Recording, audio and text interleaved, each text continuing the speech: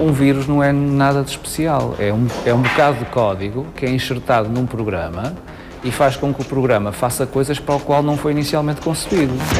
Inicialmente os vírus precisavam do tal hospedeiro e, portanto, precisavam de um meio de armazenamento, a disquete, a famosa disquete. Depois a USB também, usando portanto, um processo semelhante. A internet, os tais worms, que são aqueles, no meu ponto de vista, são os mais perigosos, usam como meio de transporte a própria internet. Quanto mais rápida a internet se torna, mais rápido se torna o processo de infecção. Worm ou verme é uma variante de vírus que se autorreplica e que usa as vulnerabilidades do sistema para se propagar para outros computadores. Juntamente com os cavalos de Troia, são os programas informáticos mais destruidores. Roubam informação, procuram ficheiros com passwords, por exemplo, procuram formatos em ficheiros especiais com nomes de cartões de crédito, etc. Portanto, são aqueles que nós muitas vezes ouvimos dizer: houve uma infecção que procurou e tirou vários cartões de crédito. Usam normalmente essas técnicas. Todo este software que é usado para o ataque, muitas vezes ele fica adormecido nos computadores a aprender o normal, a operação normal da rede, da pessoa, e tenta replicar esse comportamento. Um sistema operativo ou uma aplicação web, seja o que for, é tão complexa, que os próprios engenheiros que as produzem não têm capacidade de as testar exaustivamente. E depois tem outro fenómeno que giro, que tem a ver com a funcionalidade. Quando eu crio um sistema e lhe dou uma determinada funcionalidade, essa funcionalidade tem o objetivo de a tornar mais fácil de utilizar, mais flexível, mas sempre que eu lhe dou essa funcionalidade, eu estou a criar algum tipo de possibilidade de mau comportamento que se vai transformar, mais tarde ou mais cedo, numa vulnerabilidade que pode ser explorada por um vírus. A capacidade de dispersão de um vírus é impressionante. O Code Red replicou-se 250 mil vezes em 9 horas. Por que é que os vírus são tão rápidos de se espalhar? Porque nós todos no nosso computador temos redes sociais, implícitas ou explícitas. Por exemplo, uma rede social muito usada pelos vírus é a nossa lista de contactos no e-mail. Todos nós temos. E se imaginarem todos os computadores, todas as pessoas com todos os e-mails vão ver uma rede social que rapidamente chega ao mundo inteiro. Alguns vírus têm a capacidade de criar redes de máquinas infectadas que, em conjunto, atacam novos sistemas. São chamadas botnets. Neste mapa, vemos as áreas do mundo onde existem mais máquinas servidoras capazes de comandar outras. Os vírus têm esse interesse, são mecanismos de fraude, de crime, normalmente usados a redes internacionais criminosas, não é?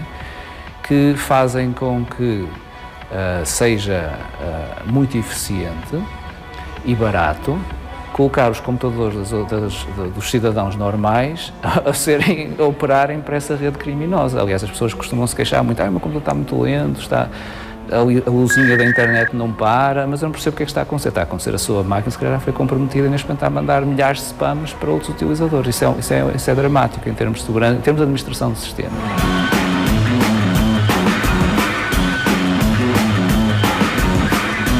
O spam, ou correio não solicitado, é uma das autoestradas mais usadas pelos vírus. Normalmente os ataques atuais quer empresas, quer utilizadores, é dirigir algo muito pessoal que faça com que a pessoa tenha uma reação emocional e abra imediatamente esse documento. Alguma coisa como: tem um problema na sua conta bancária, tem um problema no seu cartão de crédito, tem um problema na sua conta de e-mail. Então as pessoas abrem quase sem pensar, emocionalmente. Nós hoje em dia temos à nossa disposição ferramentas digitais extremamente poderosas, para os quais não é dada a formação ao cidadão para saber usar da forma mais conveniente. Todo o problema do cybercrime e cyberfraude está aí relacionado. Seria o equivalente mais ou menos a darem-nos um carro para a mão e não nos darem lições de condução. Toda a gente, por exemplo, devia, por questões de privacidade e proteção, saber um bocadinho de criptografia, saber o que é que se pode fazer em termos de proteção de informação. Há talvez mais um impacto económico do que propriamente um impacto social, não é? Porque quanto mais não seja porque os vírus e a necessidade de limpá-los, não é? de pôr os sistemas tal como estavam antes de serem atacados, é uma coisa que leva tempo, que leva a quebras de produtividade, mesmo que seja apenas o tempo perdido a limpar. Quando se trata, por exemplo, Estou a lembrar-me de um vírus que possivelmente é capaz de ter sido mais destrutivo a esse nível, que foi o CIH, mais conhecido como Chernobyl. Estima-se que os prejuízos que causou, porque ele destruía os blocos iniciais dos discos rígidos e, portanto, em muitos casos era impossível aceder à informação que estava nesses discos rígidos. Estima-se que os prejuízos tenham atingido perto de $1.000 milhões. Os computadores Macintosh são há muitos anos considerados sistemas impermeáveis a vírus. Verdade ou mito? Os Macs têm vírus. Não é economicamente rentável lá colocar vírus porque eles são poucos. E se passarmos para Linux, ainda menos. Por exemplo, eu uso o Linux há muitos anos e nunca me preocupei com vírus. Porquê? Não é economicamente viável para quem faz vírus fazer um desenvolvimento específico de vírus para Linux porque não dá retorno. Enquanto que os PCs, a Microsoft tinha uma filosofia aberta, criou ou publicou todos os seus sistemas de uma forma aberta e, portanto, facilitava muito a consulta técnica dos seus sistemas. A Apple sempre optou por uma filosofia bem mais fechada e, portanto, estava relativamente protegida até ao momento em que começou a usar sistemas mais abertos e que começou ela própria a ganhar mais mercado.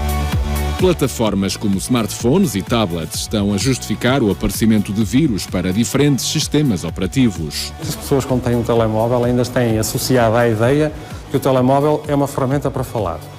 E esquecem-se que, com a evolução, os telemóveis já não servem só para falar, não. São pequenos computadores com tudo o que de bom e de mau, nesta ótica da segurança, obviamente, com tudo o que eles trazem. E, portanto, facilita-se mais. Já há pelo menos um vírus perfeitamente controlado, até mesmo para o sistema iOS da Apple, e é natural que esse, assim como toda a gente diz que o mobile computing será a nova forma de nós nos relacionarmos com os computadores, naturalmente a tendência será para que também seja a nova forma de nos relacionarmos com os vírus. Criar um vírus requer cada vez menos conhecimento especializado. As comunidades de hackers partilham dicas e ferramentas em inúmeros fóruns. Cada vez mais vamos ter empresas ou grupos de pessoas a desenvolver esse software para atacar.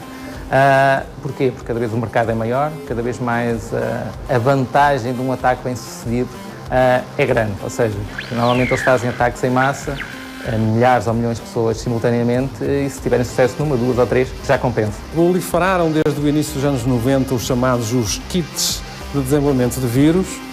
Alguns até estão publicados, estão de graça na internet e hoje, infelizmente, é cada vez exigida menos conhecimento técnico aos utilizadores dos vírus, ou quem quer desenvolver vírus, usando esses kits. Conseguem com facilidade desenvolver alguns vírus e podem ser potencialmente perigosos. Cada vez mais nós vamos ter não só smartphones, nem tablets, nem computadores, mas calhar os nossos próprios eletrodomésticos em casa ligados à internet, chamada internet das coisas.